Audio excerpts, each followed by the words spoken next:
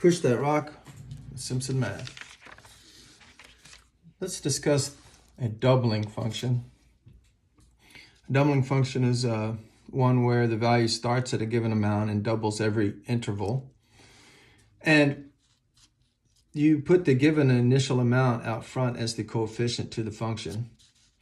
And then there's use 2 because it's doubling, and so you use 2 as your base.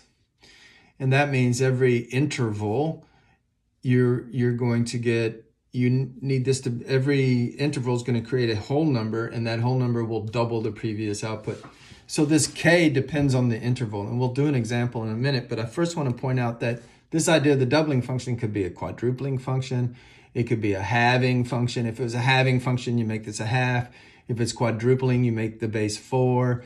It could be a function that grows by a factor of 1.5. So you put 1.5 here, or 3 halves. So the idea expands more than just doubling. Now, let's do an example. So an example of a doubling function. We have a mass of algae starts with 400 kilograms and doubles every 12 days thereafter.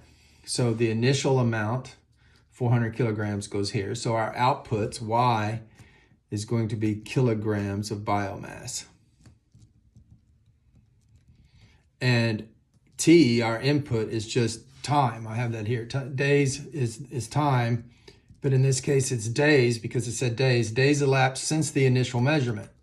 So t is how many days have gone by since we first measured that there were 400 kilograms.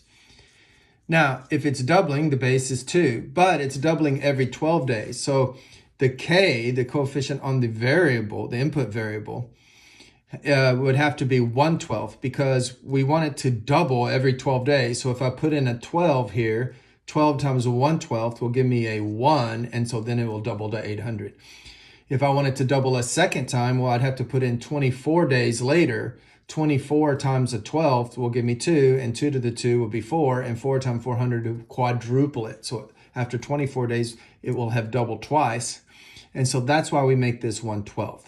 So it just depends on the wording what your k will be. Now, scientists don't write doubling functions with a base of 2. They use the natural base. And that seems so weird because it seems natural to me to double, if you're doubling, to use 2 as your base. But you'll learn in calculus that taking the derivative of this and the integral of this is really difficult.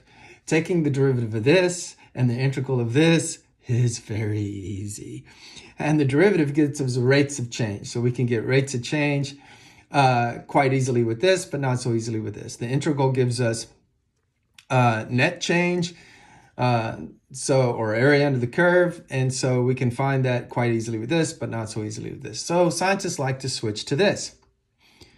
So how do you do it? What was the trick to changing it to base E? Well, notice I just have this new thing in here. I still have the 1/12, but I have a new factor in my coefficient to the input variable, and that's the natural log of this base. And that is exactly how you would do it for any function. So the shortcut for switching to the natural exponential function is to simply take k and multiply it by the natural log of the old base and make that your new coefficient on the input variable. And then your base can be e, and the two functions will be equivalent. You should test it out. Type this into your calculator. Make sure you type it properly. And then type this into your calculator, typing it properly. You probably need parentheses around these fractions as well. And you'll see that the two tables and the two graphs, if you look at the graphs or the tables, they'll be almost identical. Well, they will be identical. I don't know why I said almost. So there's the shortcut rule right there. Math made simple, Simpson math.